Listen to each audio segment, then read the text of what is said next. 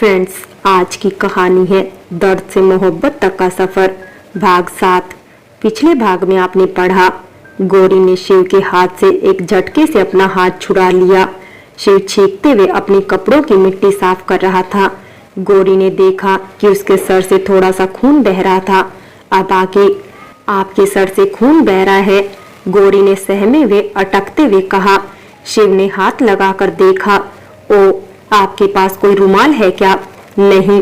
अच्छी, गौरी सोचने लगी। आखिर वो अपने दुपट्टे से शिव का घाव साफ करने लगी। शिव की नजरें उसके मासूम चेहरे पर गड़ी थी। गौरी ने अपना दुपट्टा फाड़कर शिव की चोट पर बांध दिया। शिव देख रहा था कैसे गौरी के चेहरे पर परेशानी थी। उसने फोन निकालकर गौरव को फोन किया। अबे उठ जा और उसे पूरी कहानी सुनाई। गौरव जल्दी ही गाड़ी लेकर आ गया। शुरू हो गया तेरा छींकना, कैसी है चोट, दिखा मुझे। डिस्पेंसरी कहाँ है? उसने गौरी से पूछा। सीधे जाकर पहला लेफ्ट। शिव तो अब तक उसे ही देख रहा था।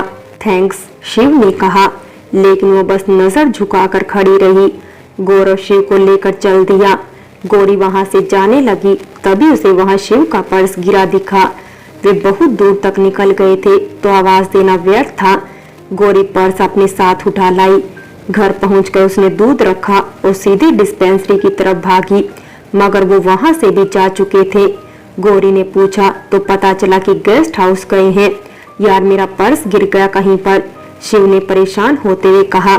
जहां तू गिरा था वहीं गिरा होगा, चल देख कर आते हैं। यार, वो 6 बजे की बात थी, अभी 7 बज चुके हैं, कोई ले गया होगा अब तक तो। शिव परेशान होकर सोफे पर बैठ गया। गौरव ने नाश्ता मंगवाया। भूल जा, कार्ड सारे ब्लॉक कर दे अभी की अभी। हाँ, मगर क्या? कुछ नहीं। शिव उदास सा हो गया। बेमन से उसने नाश्ता किया और फिर दोनों निकलने लगे। गाड़ी गेस्ट हाउस के फाटक तक ही पहुंची थी कि सामने गौरी हाँफती हुई दिखाई दी। शिव चौंक कर फुर्ती से गाड़ी से नीचे उतरा। पसीने से तरबतर गौरी हाँफ रही थी। अगले कुछ पल शिव और गौरी ऐसे ही एक दूसरे को देखते रहे। फिर गौरी ने अपना हाथ आगे बढ़ा दिया। उसके हाथ में शिव का पर्स था। पर्स देखकर शिव बहुत खुश हुआ, जैसे उसे कोई खजाना मिल गया हो। थैंक्स, बहुत बहुत शुक्रिया तुम्हारा। तुम्हें नहीं पता तुमने मुझे वापस क्या लौटाया है। जी, गौरी ने सर झुका लिया, लेकिन फिर नजर उठाकर शिव के घाव देखने लगी। शिव समझ गया था, मैं अब ठीक हूँ। गौरी ने फिर नजर झुका ली। बाय द वे, मेरा नाम शिव है, तुम्हारा? गौरी ने कोई जवाब नहीं दिया और वहां से चली गई। शिव बहुत देर उसे जाते हुए हैरानी से देखता रहा, फिर पलटकर कार में बैठ गया। पूरे रास्ते शिव गौरी के बारे में ही सोचता रहा। जयपुर पहुंचकर शिव की दुनिया ही जैसे बदल गई हो। वो खोया खोया सा रहने लगा। हाँ, क्लास वैसी ही चल रही थी। वो वैसे ही कठोरता से पढ़ा रहा था। उसके स्टूडेंट्स उससे पढ़ाई के मामले में डरते थे, क्योंकि वो समय का पाबंद था और काम में लेट लतीफी उसे पसंद नहीं थी। मगर वो कुछ शांत सा हो गया था। खाली समय में गौरी के ख्यालों से आ घेरते। रात में उसी का वो मासूम चेहरा उसकी आंखों में छाया रहता। वो ख्याल उसके चेहरे पर मुस्कुराहट ले आता। जब उसने गौरी के चेहरे पर अपने लिए परेशानी देखी थी, किस तरह वो उसका पर्स लौटाने आई और किस तरह उसने आंखों ही आंखों में पूछ लिया कि उसका जख्म कैसा है, कैसे वो उसकी बात बिना बोले ही समझ गया था। उसने अपना नाम ही नहीं बताया। ये ख्याल उसे दुखी कर रहा था। जिसने मेरे ख्यालों पर कब्जा कर लिया है, मैं उसका नाम तक नहीं जानता। उधर गौरी का भी यही हाल था। अपने हाथ को बार बार छूकर वो उस अनजाने स्पर्श को महसूस कर रही थी, जो उसे बिल्कुल भी अनजाना सा नहीं लग रहा था। वो आंखें बार बार गौरी के ख्यालों में ही आ रही थी। 2 हफ्ते ऐसे ही बीत गए। बालासर के उड़ान के इम्तिहान का परिणाम आ चुका था। गौरी बहुत खुश थी कि उसका एडमिशन हो जाएगा। उधर जयपुर में जब से बालासर से आए हो शिव, कुछ ठीक नहीं लगते। क्या हुआ? जगह पसंद नहीं आई क्या? नहीं, ऐसी कोई बात नहीं है शक्ति।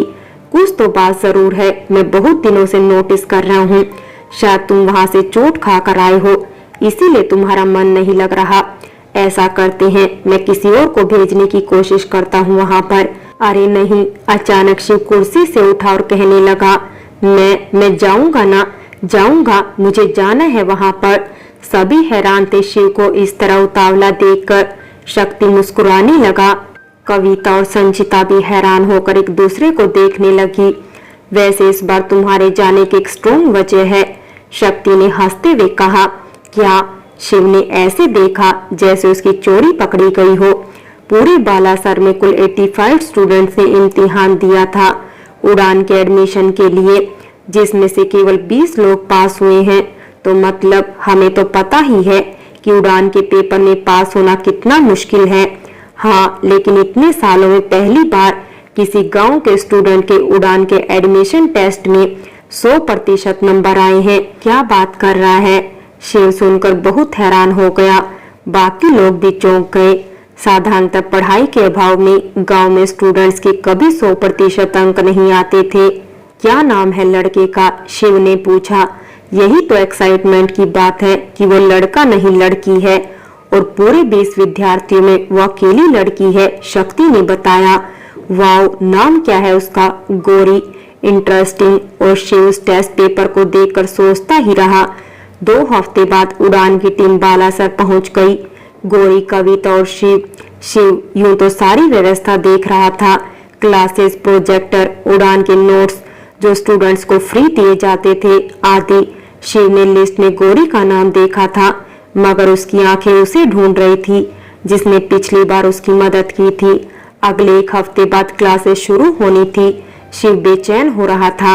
रास्तों पर चलते समय, किसी दुकान पर खड़े, हर जगह उसकी नजर उसे ढूंढ रही थी, और वो न जाने कहाँ थी।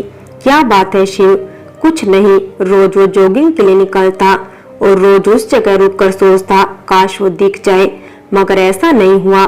आखिर क्लासेस शुरू हो गई। गौरी आई, लेकिन जब उसने देखा कि क्लास में सब लड़के हैं तो उसका मन खराब हो गया।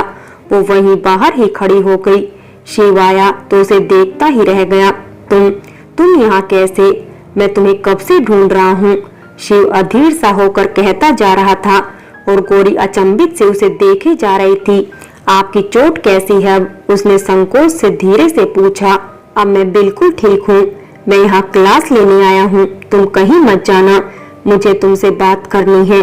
जी। गौरी चौंक गई, उसे विश्वास ही नहीं हो रहा था। शिव उनकी क्लास लेने आया था। जी के अलावा कुछ बोलना जानती हो तुम? सुनो, मैं क्लास लेने जा रहा हूँ, तुम यही मेरा इंतजार करना, प्लीज कहीं मत जाना, कहकर शिव चला गया। क्लास में सभी लड़के थे। शिव से एक लड़की को ढूंढ रहा था जिसके 100% अंक आए थे। गौरी बाहर से ही खिड़की से क्लास में देख रही थी। शिव ने लड़कों से पूछा, गौरी कौन है और वो आज क्लास में आई क्यों नहीं? किसी को पता है, वो बाहर तो खड़ी है सर, एक लड़के ने हंसते हुए कहा, जो गौरी के कॉलेज का ही था। शिव हैरान रह गया, जिसे वो इतने दिनों से ढूंढ रहा था वह गौरी उसकी ही स्टूडेंट थी। वो तुरंत बाहर गया। गौरी अब भी वही सर झुकाए खड़ी थी। अनबिलीवेबल, तुम्हारे 100% मार्क्स आए हैं उड़ान के टेस्ट में। जी के आगे कुछ बोलोगी भी तो यहाँ खड़ी क्यों हूँ, चलो क्लास में। शिव अंदर चला गया, मगर गौरी वहीं खड़ी रही। तुम मेरा, अपना और क्लास का समय खराब कर रही हो। मैं ये सब अपनी क्लास में बिल्कुल बर्दाश्त नहीं करता, चलो अंदर। गौरी वहीं सर झुकाए खड़ी रही। शिव को अब गुस्सा आ रहा था।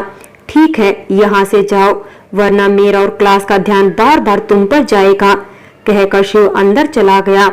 गौरी वहां से चली गई। शिव को उसका यूं जाना अच्छा नहीं लगा, मगर उसने अपनी परेशानी क्लास के सामने जाहिर नहीं होने दी।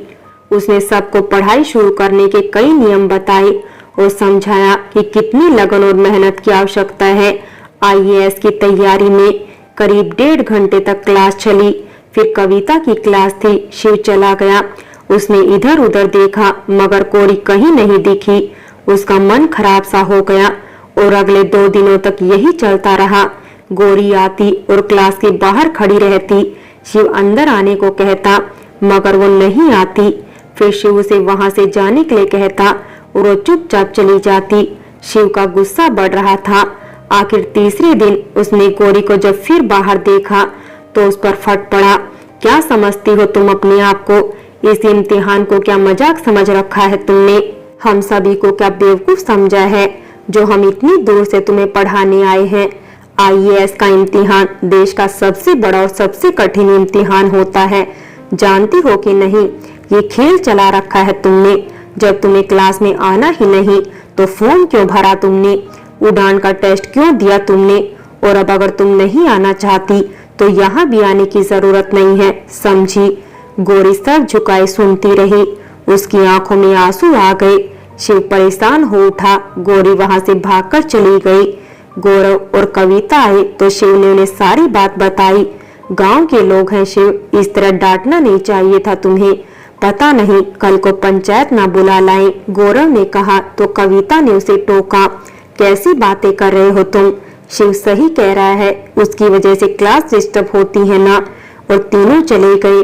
शिव का किसी भी काम में मन नहीं लग रहा था। गौरी का रोना उसे परेशान कर रहा था। जिसे ढूंढते हुए यहाँ आया उसी को रुला दिया। वो सोच रहा था। बहुत देर रात आखिर उसने एक निर्णय लिया। फ्रेंड्स, बाकी की कहानी अगले भाग में देखें। और अगर कहानी अच्छी लगी हो तो लाइक करें, शेयर करें और प्यार भरी कहानी चैनल को सब्सक्राइब करें।